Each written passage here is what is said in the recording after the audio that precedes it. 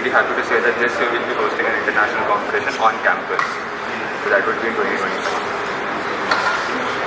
We also do science on the rover as well. So we have a lab on board the rover where we chemical test to study the fertility of the soil and important support levels. So we want to answer that question in our competition. So the main thing is looking at the situation, advice to you, go around with this for looking at this, or can you take shares or something? Yeah, so we have 5 years, so it can be used to pick objects. So there's a cache box attached to it. So we can pick objects, place it, and we can deposit in the different locations. So we can do that. We can do it autonomously as well. We can traverse terrains autonomously, use smart GPS coordinates to record its location. It can map its entire path.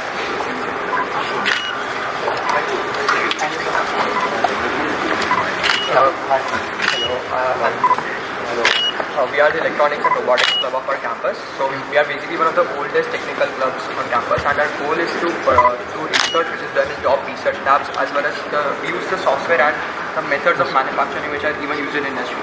So this is one of our projects. It's called Spiderbot. It's an hexapod robot. So basically it uses 3 motors per leg, and it has 6 such legs to traverse different terrains. So if it's a normal wheeled robot, it can only go in where there is a path, right? If there are stones or things like that, it cannot go. Since we have a legged robot which can do that. One another project is this robotica. So the goal of this is to be able to play chess autonomously. So you have a camera on top, you just can go and pick and place like chess pieces, and you can play against regular. Similarly, we have another order. So this is basically a football which basically moves autonomously. So you can control it by your voice commands, or how you move, and it will move like that. And this is the newest thing which we have got. Yeah, it's as fast as this one. No, not fast as that. Basically, it's the center of mass based on the motor.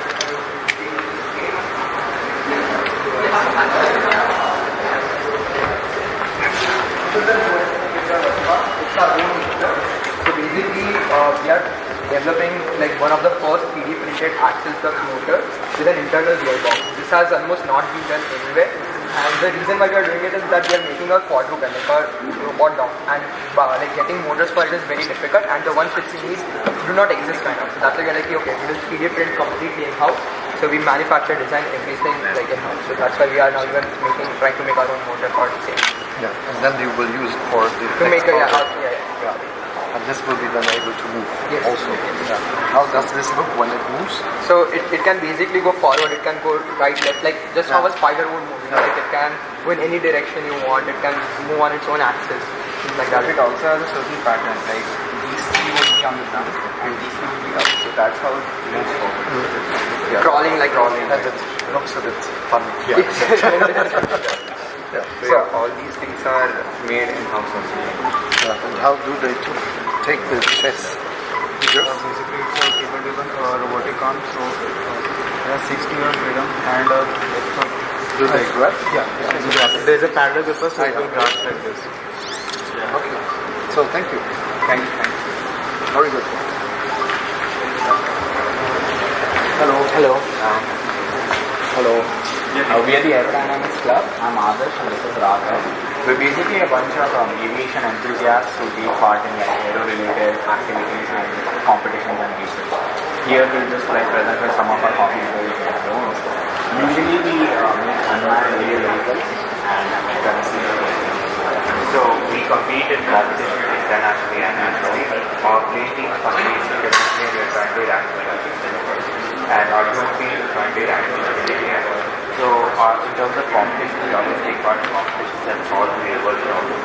Our last year mission statement was about efficient urban air mobility. The year before that it was about electronic warfare, and the year before that about vaccine design. And in terms of the general club activities, we take upon research projects, which again have a lot of scope in industry. So we have projects like Ornithopter, which help in surveillance. We develop autonomous drones, which are capable of mapping out terrains. We have helped the Goa government with a project that we call mapping of the mangroves here. And we have projects like VTOL, which are targeted at extremely efficient flights within the sea. So we always take up on projects that have a lot of scope in solving real world problems. And what is the aim what was your aim with this drone? So this was one of the first drones which was built in the cloud. To be very fast. Yeah, this is all zero. So the point of this was to develop stable flight. So drones are highly maneuverable, but this one had a microcontroller implemented so that it was self-stabilizing. So even if you took your hands off the remote, it wouldn't fly away or be very clustered. Rather, it would correct itself almost immediately.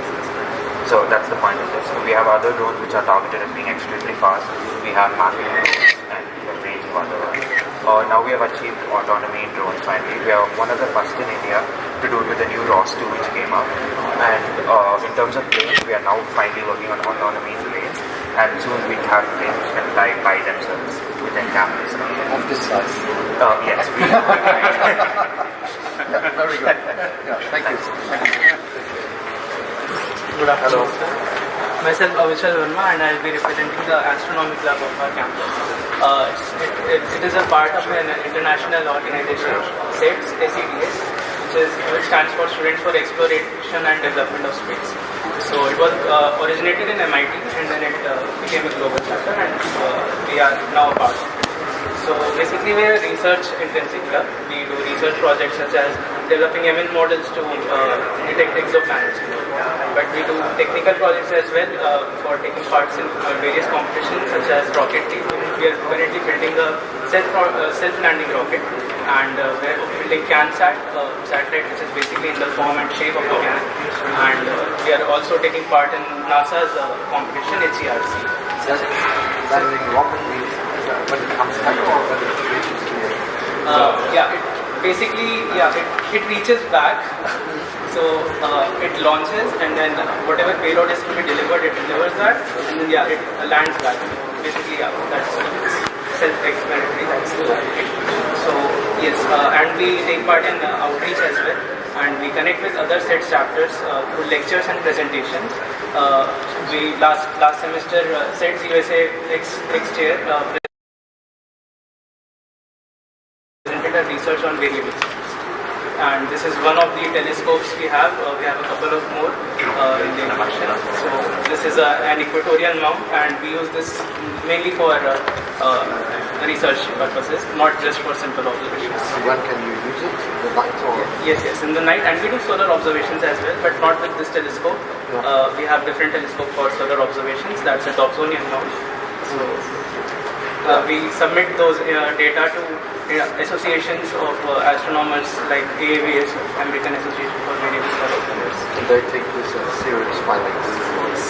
We tend to get as much in detail as we can. Yeah. We are contributing as much as we can to the astronomers. Yeah, very good. Very fascinating. Thank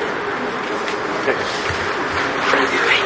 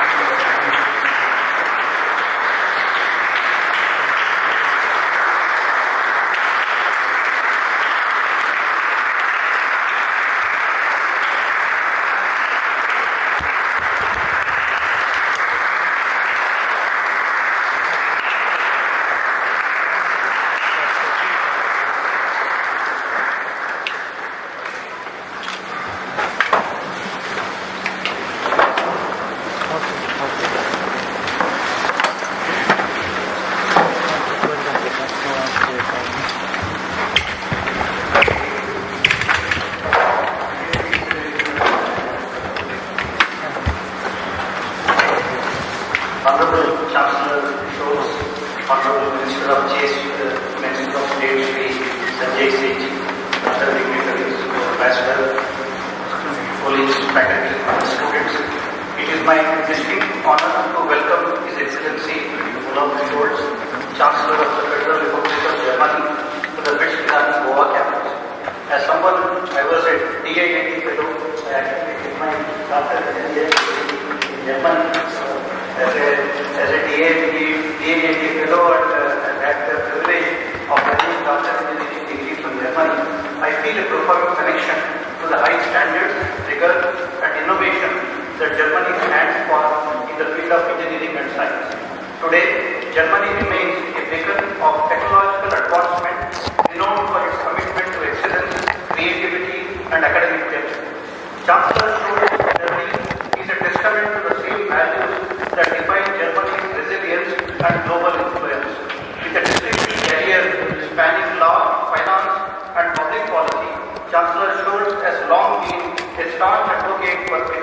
equality, social justice, and sustainable growth.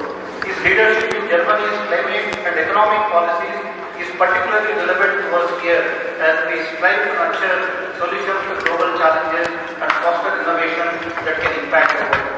Under Chancellor Scholz's vision, Germany has embraced a collaborative, future-forward approach, enhancing its role as a global leader in green technology and industry. These values resonate deeply with us here at BETS, where we aim to equip our students with the skills to make meaningful contributions to a more sustainable, equitable world. With India and Germany celebrating 50 years of scientific collaboration, it's time we further strengthen and deepen these engagements. Joint and dual degree programs at undergraduate, master's and PhD levels will be a logical step forward. BITS Pilani, having been a leader in India in offering such joint degree programs with some of the finest universities in the US, UK and Australia, is keen to engage with the German universities for such opportunities. I am happy to inform you that we are discussing with multiple technical universities, including TU Dresden, TU Hamburg, for such a joint degree possibility.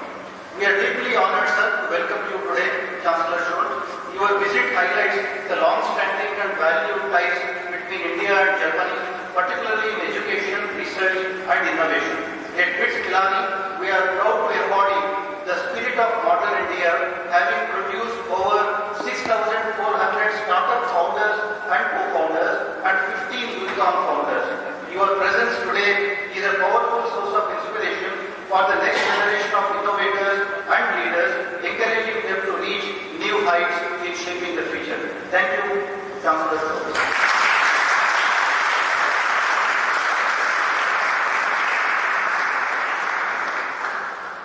So thank you for having me and for inviting me and giving me the chance to discuss with you.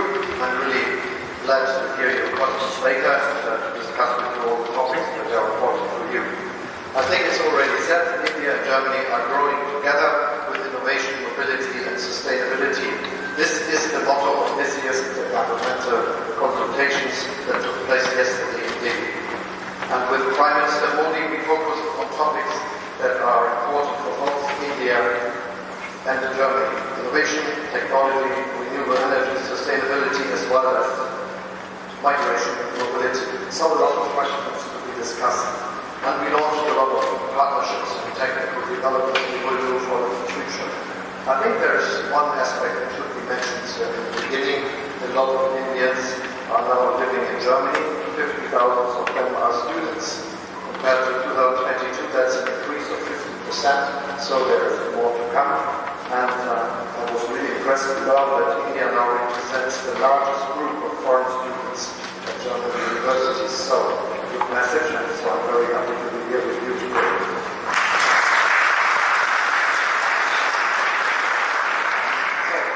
So, instead of giving a long speech, I'm really happy to hear your questions, your remarks, and discuss with you. Someone will start. Who will be the first? Please. Good afternoon, sir. I'm Simon. I'm a third-year student here. I'm the president of the Student Council over here. And it is always an honor to welcome you to India. My question is that since this is your third visit to India since you have become the Chancellor in 2021, what benefits will we expect in the Indian educational sector by the Indo-German relations, which have been benefited and strengthened by this visit also?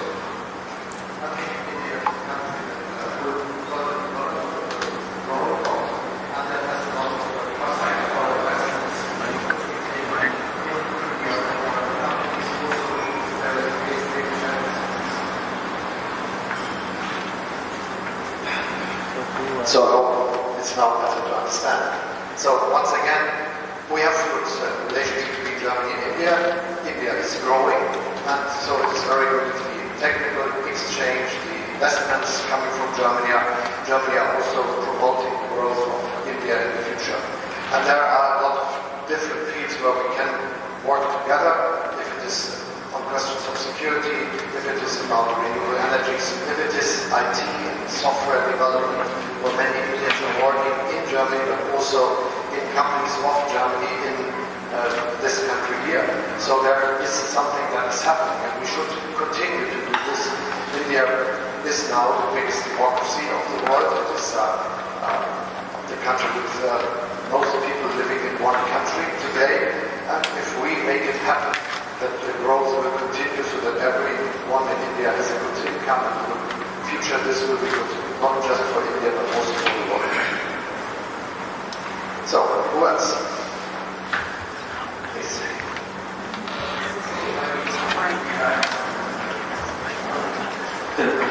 So a major question would be that, as a statesman, so how do you deal with dissent, which reaches you?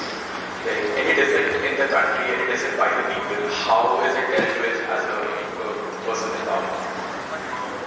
So I have long in politics. I became active when I was very young, but I started working as a lawyer after having had my professional education on this question. I worked as a lawyer for 13 years before I was elected to be member of the National Parliament, and had different tasks. I followed that, being Minister of Labour, being the Mayor of the City of Hamburg, being the Finance Minister, and now the Chancellor. And I think it is something which is an honor to work for others, to do something for making the life in your country better, do what you can for improving peace and security, which is important for all of us. And so I think it is something where you have to do a lot. It's a 7 days week where you have to work every day more or less. But it is something which is very important, and I'm really pleased that the people in Germany gave me the chance to do this for them for a certain time.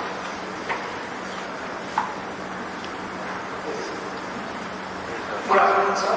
Welcome to the show again. My name is Kanish. I am a 4th year student. So my question is, the world today faces escalating tensions, conflicts and uncertainties, particularly in the Indo-Pacific region, where issues of rule of law and freedom of navigation is present. As Indians, regional security is of paramount concern, and I am keenly interested in the role of Indian-German relations in this. Indians, however, are really skeptical of Europe's position on global matters, very evident standards in international diplomacy. So, Chancellor, I ask, is India mainly another economic partner or market of trade and commerce for Germany, or does this visit signify a meaningful reset shift towards deeper strategic ties aimed at securing peace, harmony and stability in the Indo-Pacific region?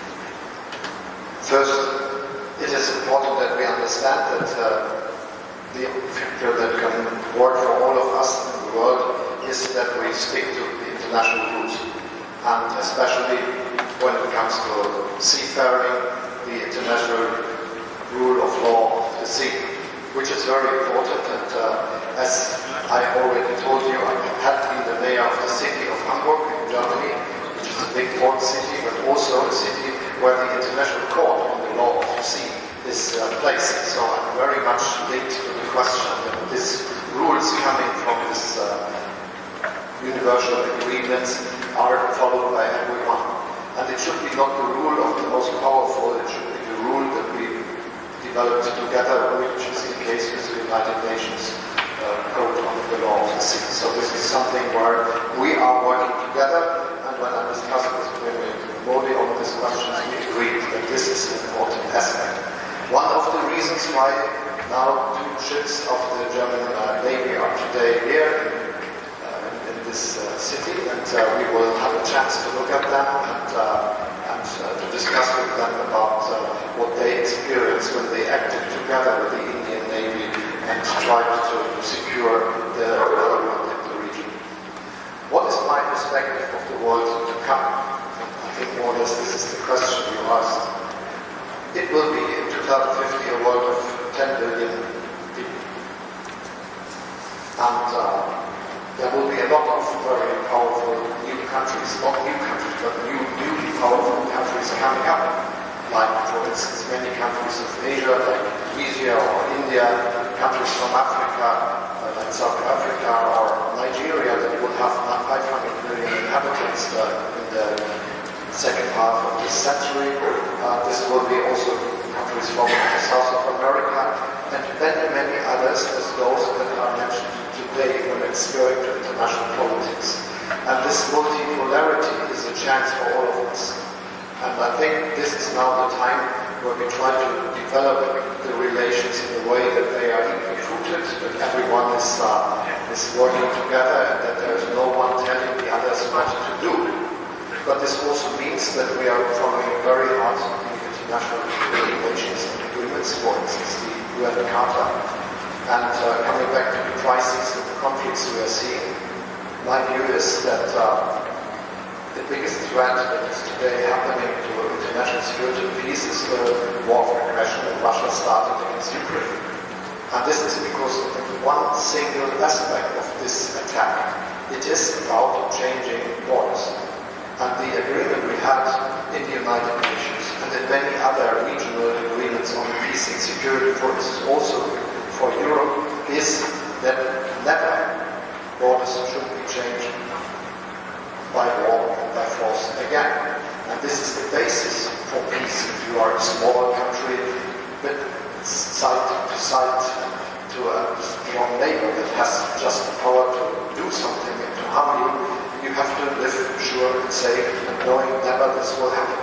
And this is also due, if we look at the history of borders. One of the ambassadors of Kenya to the United Nations made a speech over there in the Security Council saying that just look how the borders in Africa were drawn by drunken officers of colonial powers. And if we all would try to find the right border and are going to war, we will have 100 years of war in Africa. This should not happen. The borders as they are today should not threaten danger. And I think this is one of the main aspects for global peace and global security for all of us.